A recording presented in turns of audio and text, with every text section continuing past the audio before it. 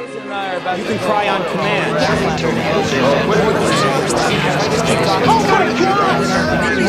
But they are usually very fast, and that is why I decided to create this.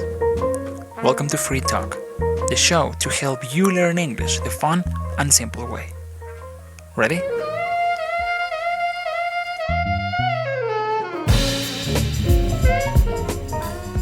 Hello everyone and welcome back to Free Talk Podcast.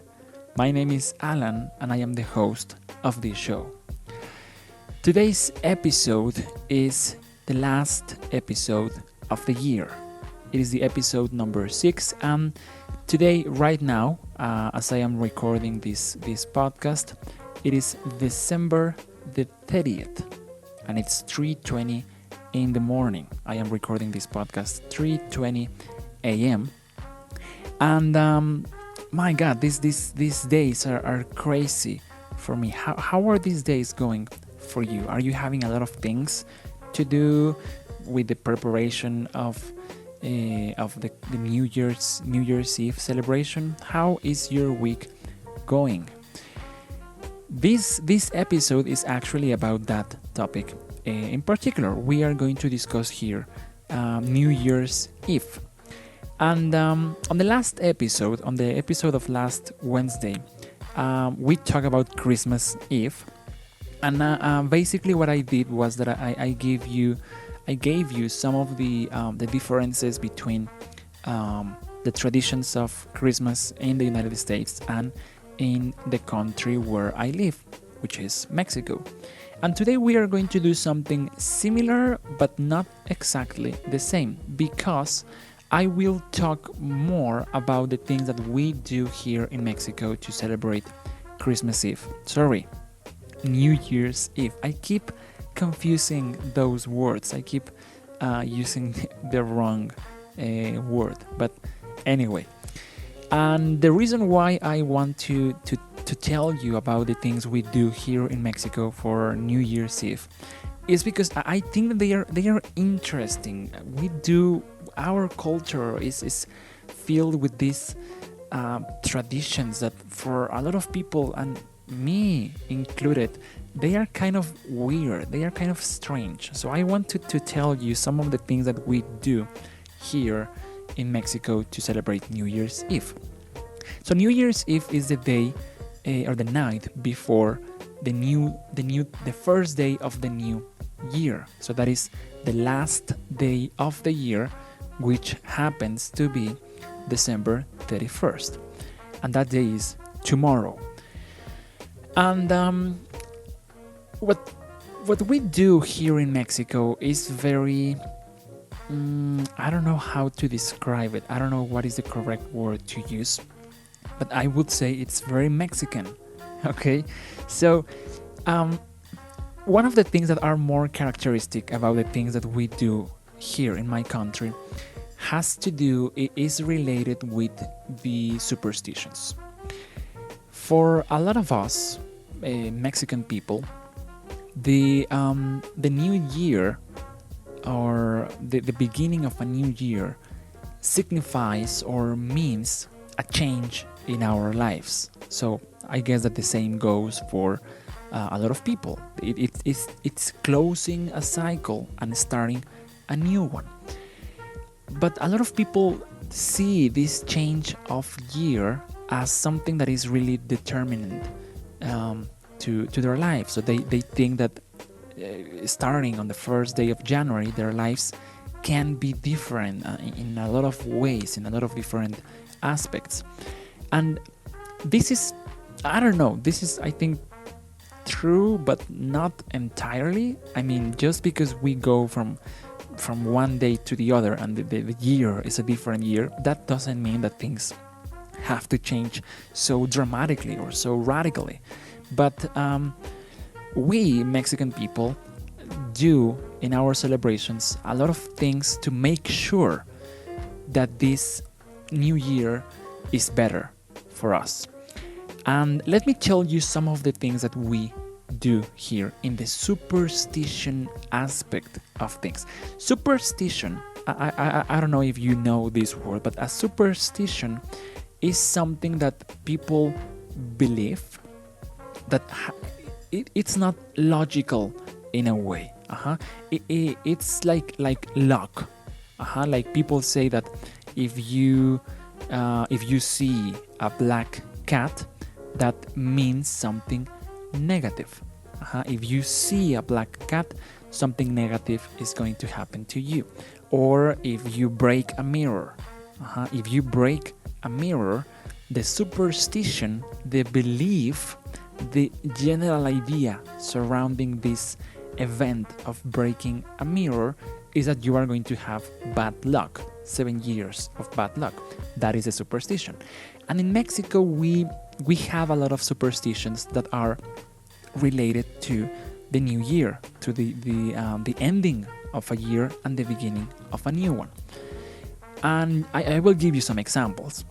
For example, Mexican people have the superstition that on the last day of the year, if you want to find love the next year, in this case, for example, 2016. In 2016, I want to find love. So maybe I want to find a girlfriend, or I want to get married. I want to fall in love. So the superstition is that if you wear red underwear, so red boxers or red panties or anything that you use, if you wear red underwear, you are going to find love the next year. That is a superstition, and a lot of people actually believe in those things, and they buy this red underwear and they wear these things on the last day of the year. So this is for the people who are interested in finding love. Some people are not interested in finding love, but they want money. So they want that the next year comes to them with more money. Maybe, I don't know, a new business, or maybe winning in the lottery, or maybe getting a raise, so earning more money in your job. Whatever the case, they want more money the next year. And the superstition is that you have to wear yellow underwear. Yellow underwear. If you want to make more money next year, you have to wear yellow underwear in the last day of the year. So these are two superstitions that involve underwear. The piece of clothing, the piece of garment that you wear underneath your pants. Personally, I am not a very superstitious person, so I don't do any of those things. Yes, I want more love and more money on the year to come, but I don't do any of those things. Another superstition that we do on New Year's Eve is about traveling. So when people expect or people want that the next year comes with more opportunities to travel, the superstition is that you need to take a couple of suitcases. You know, a suitcase is the thing where you put your clothes and all your personal stuff when you go on a trip. If you are going to visit a different country or a different place, you use a suitcase to take your things. And the superstition here is that you need to take 2 suitcases. I don't remember if they need to be full or empty, but you take them, you go outside of your house, and you need to walk around your block for 2 times. You need to go to the street at night on the last day of the year, and you need to walk around your block 2 times. And this means that if you do this next year, you will travel more. You will have more opportunities to travel. And another of these superstitions that are related to the New Year's Eve is about luck. about having good or bad luck, good fortune or bad fortune. And the superstition is that if you want to avoid, if you want to send away, if you don't want to have bad luck in your life in the next year, you need to sweep. Sweep is when what you do when, for example, the floor is dirty, so it's not clean. Maybe there is a lot of dust or a lot of garbage. So you take a broom, B-R-O-O-M, broom. A broom is what witches use to fly. Witches use brooms, and they ride the brooms, and then they fly. Yeah. So well, you in order to sweep, if you want to sweep, you need a broom. So the superstition is that if you don't want bad luck, you need to sweep and take all the dirt and all the dust and all the garbage outside of your house. So you sweep out all the garbage, and this means that you are sweeping out, you are taking out of your house the bad luck. And in the next year, you are going to have good luck. Okay, so these 4 superstitions are very common to a lot of people. In my family, we know them, and I think that some years ago, some members of my family used to do them. So they used to practice these superstitions. But with time, my entire family became a little skeptical. So they don't believe in all these things. But I know that I have a lot of friends and a lot of relatives, a lot of family members that do it, and they believe it's true, and they keep doing it. And well, even if you believe on these superstitions or not, the reality is that this is something that we Mexican people have as traditions, and these traditions are related to New Year's. And the reality is that a lot of us do even if we don't do these superstitions, even if we don't practice them, they are part of our culture, and they are associated. They are really, really integrated with this New Year's Eve celebration. So I think that is maybe the most cultural aspect of our way to celebrate New Year's Eve. So to finish this episode, I will tell you what are the things that are different from the United States and Mexico, things that we do differently.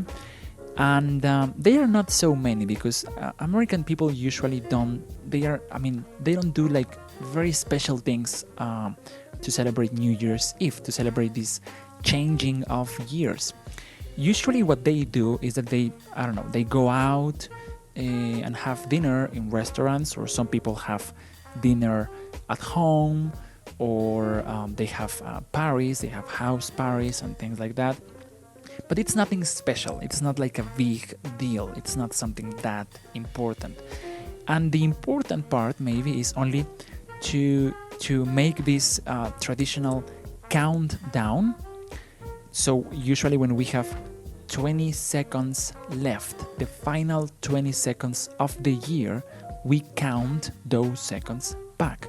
So that is when we say 12, 11, 10, 9, etc. And then when we get to 0, boom, a new year is starting. And American people usually, this countdown is called watch the ball drop.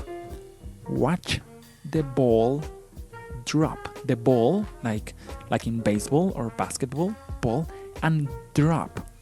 Drop is when something is, maybe you are holding something, you have something in your hand, and then you let it go, and this thing drop. So that is how they call this countdown. They say watch the ball drop, and to watch the ball drop means to count the final 12 seconds of the year.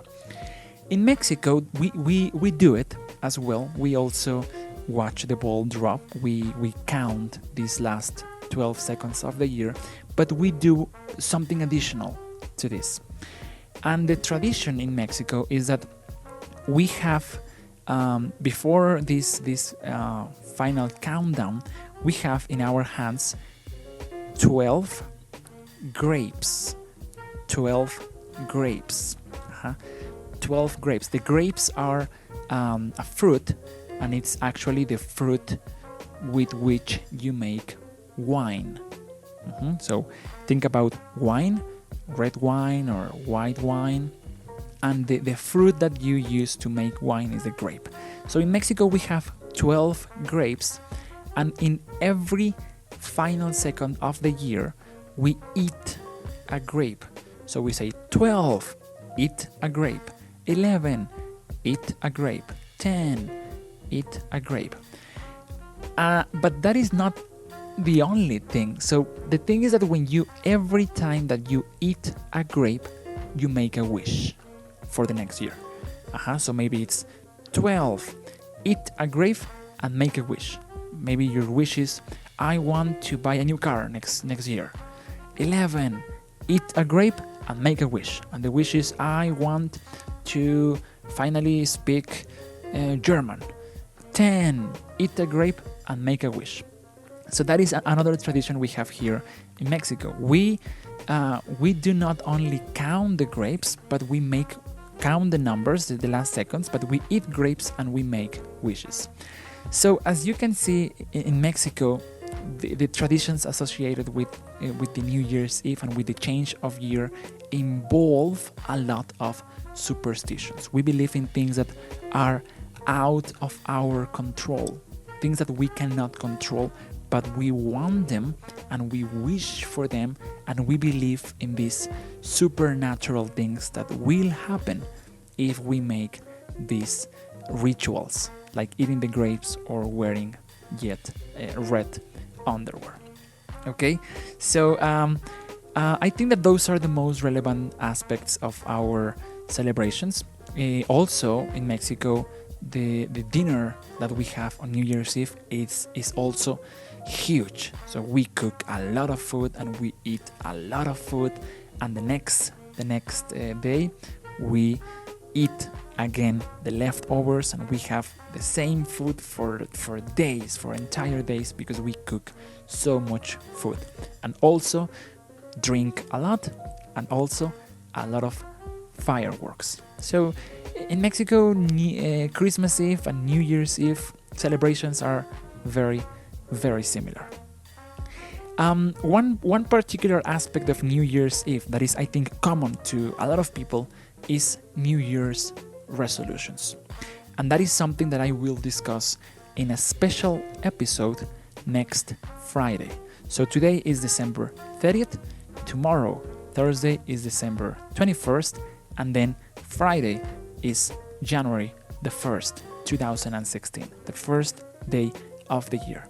And the first day of the year, I am going to record a special podcast for you about New Year resolutions. It's kind of a personal episode, because I will tell you what New Year resolutions are and what are my New Year's resolutions. So if you are interested in listening to that special podcast, we are going to make it for you on Friday at 6 p.m. like as usual.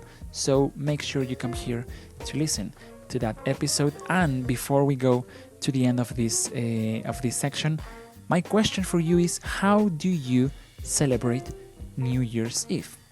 Is it a big thing for you? Is it something really important?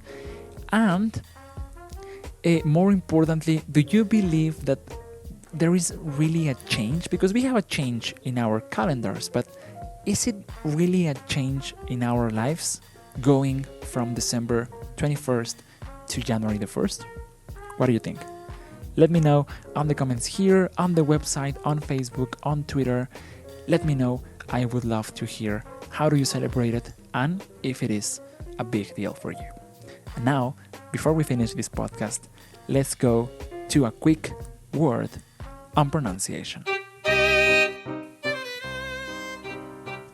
Okay, so on the word on pronunciation of this episode, we are going to discuss the continuation or the second part of one of the things that I told you on a previous episode. On the episode number 1, we talk about the intonation of words in a sentence when we are giving new information. We said that in a sentence where we present new information, the new information is going to be stressed. Maybe the most notable example is the sentence dogs eat bones. Dogs eat bones. In this case, in this sentence, the words that we stress, the words where the intonation goes, they are dogs and bones. So we say dogs eat bones. The word eats, the verb is not stressed. So the intonation doesn't go there. The intonation goes in dogs eat bones. Dogs eat bones. And like this, we checked some other examples. Bob sees Betty. Betty knows Bob. Okay, so the intonation is in the new things. In this case, Bob, Betty, the dogs, and the bones. So what happens when it's the other part? What happens when when the new information is the action? For example, in the sentence dogs eat bones, we are introducing for the first time who eats the dogs and what they eat, the bones. But if we want to repeat this sentence, for example, and now when we repeat the sentence, we are not going to mention the dogs and we are not going to mention the bones specifically, directly. We are going to change dogs for they. And we are going to change bones for them, because this information is not new anymore. We are saying it again. So in this case, now the intonation changes and goes to the verb. So now we say they eat them. They eat them. The sentence is exactly the same. Listen, dogs eat bones. They eat them. In the two sentences, we are saying that the dogs eat the bones, but the intonation changes because now the focus changes. Dogs eat bones. They eat them. Now let's check the sentence, one of the sentences I mentioned. Bob sees Betty. Bob sees Betty. Bob sees Betty. But if we are going to say this idea again, now we don't say Bob and we say he. And now we don't say Betty and we say her. So now the intonation changes and now we say he sees her. He sees her. He sees her. Bob sees Betty. He sees her. Yeah? Bob sees Betty. He sees her. One more. Let's check the sentence. Let's see. The girls have a choice.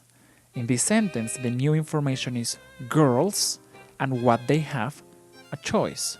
So we don't put any emphasis in the. We don't put any emphasis in have, in a. The emphasis goes in girls and choice. The girls have a choice. The girls have a choice. Yes? But now we change this sentence and now we don't say the girls, but we say they. And we don't say a choice, but we say one. So now the intonation changes and the stress goes in the verb, in the action have. So now we say they have one. They have one. The girls have a choice. The girls have a choice. The girls have a choice. The girls have a choice. They have one. They have one. They have one. Okay? So this is like a complete set of pronunciation. I told you on the first word on pronunciation the first part, and now you have the second. The idea could be the same. But when we rephrase it, when we don't say the girls, but we say they, and when we don't say a choice, but we say one, the intonation is going to change. And this change could happen in the same phrase. For example, I can tell you, the other day I heard that Jean sells cars. Jean sells cars. And you say, Jean sells cars? And I say, yeah, she sells them. In the same conversation, after one interaction, we are changing the intonation. Jean sells cars. Jean sells cars. Really? Yeah, she sells them. She sells them. Okay? So that is the word on pronunciation for this episode. You can start practicing this, and I will give you a recommendation on how you can practice this. These basic sentences are very common if you are studying English with an English textbook or whatever the material that you are using. These phrases are very common. So if you find a sentence, let's suppose that you are reading something and you find the sentence, I don't know, Ellen should call her sister. You find this sentence, Ellen should call her sister. So in this original sentence, you highlight or you mark the words that need to be intonated. So you say Ellen and sister, right? Ellen should call her sister. And then you can rewrite it again. You can write this sentence again, but now you make the changes. And now you don't say Ellen, and you say, for example, she. And you don't say sister, and you say her. And then now, when you rewrite this sentence, you mark where you need to make this emphasis in the pronunciation, and then your result is going to be she should call her. She should call her. She should call her. Okay, so when you make your own sentences, when you create your own sentences, it's easier for you to remember the things on the pronunciation that you are listening. Okay, so that is my advice to you today. That is the word on pronunciation. And with this, we are going to finish this second section of the podcast. Okay, so now before we kill this episode and before we kill this year, I will answer one of the questions that one of the members, of the listeners of the podcast asked me.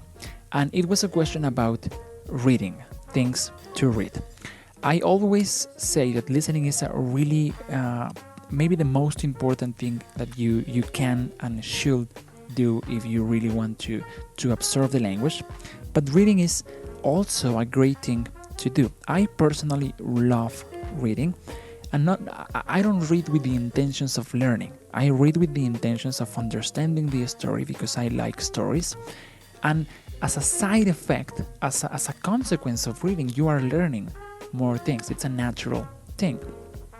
And she asked me what is the best way to start reading. So she doesn't have the habit of reading in English, and she says, okay, Alan, how do I start? And I said, well, the thing that I recommend my students when I am working with people individually is always to start with something that you like. That is the most important thing, because if I recommend you a book in particular and I say, okay, this book is really good to learn English, but you don't have an authentic interest in it, it's not going to work, because the brain absorbs things when we have a true interest in what we are reading. If you read something only because you want to learn English, that is a recipe for failure. It's not going to work. So the first thing and the most important factor is that you need to like what you are reading, whatever it is. You can read about cooking, you can read about history, you can read about technology, you can read about anything that you want to read, and that is the first thing you need to consider. And the second thing is that we need to start easy. Sometimes we say, no, I want to read, I don't know, let's suppose I want to read James Joyce. My first book in English is going to be The Ulysses of James Joyce. That is good because you have an interest in the book, but it's a really complicated book, so it's going to be more frustrating for you to try to read something that is really, really difficult. You need to start with easy things, and for this there are some books that are called graded readers. And what these books are, they are like new versions of famous books, but these new versions are changed so that the language that you see in those books is more suitable, it's more appropriate for you. So maybe you say, okay, I want to read a book from Oscar Wilde. I want to start reading a book from Oscar Wilde. If you go and you start reading the original book, maybe it's going to be complicated because it's a complicated way of writing that he has. But you can find on the internet or on some bookstores, you can find graded readers of graded versions of the books of Oscar Wilde. So these books are reduced, the language is changed, the vocabulary is changed, so it makes it easier for you to progress, to go from the level 1 to the level 2 to the level 3 to the level 4. So that is my general recommendation when it comes to reading. Start with something that you like and start with an easier version of the book. And keep trying. So if you start reading, for example, make a test. Open a regular book, a normal book, and try to read it. If it's complicated, stop it and go to something easier. And when you feel that you are making progress, go back to the original book. You are going to find that you understand more, but maybe it's not enough. So go back again to something easier. And when you feel that you are making progress, go back to the original. Do this process of going back and forth, going to the original and to other versions, to the original and other versions. But keep in mind, stay focused that you want to read the original version. And that is going to be your motivation to keep reading. So that is the first answer that I give to these questions. Remember that the section number 3 of this podcast is to answer your questions about language. So if you have any question that you want to ask me, you can do it using any of the contact lines that we have. You can send me a tweet, you can send me a message on Facebook, you can post on the Facebook page of Free Talk. You can use the website. We have a contact form in the website. You can send me an email. Anything if you want to make sure that I respond to your question, use the iTunes comment section. So get in there. You have to give us a review and make me a question, and I will answer you that question in a future episode. So that's how we are going to finish this episode number 6. And remember, next Friday we have a special episode about New Year resolutions. So if you want to listen to that episode, come here next Friday at 6 p.m. for a new episode on a new year. Thank you very much for listening. I will see you around, and don't forget to keep it simple. See you then.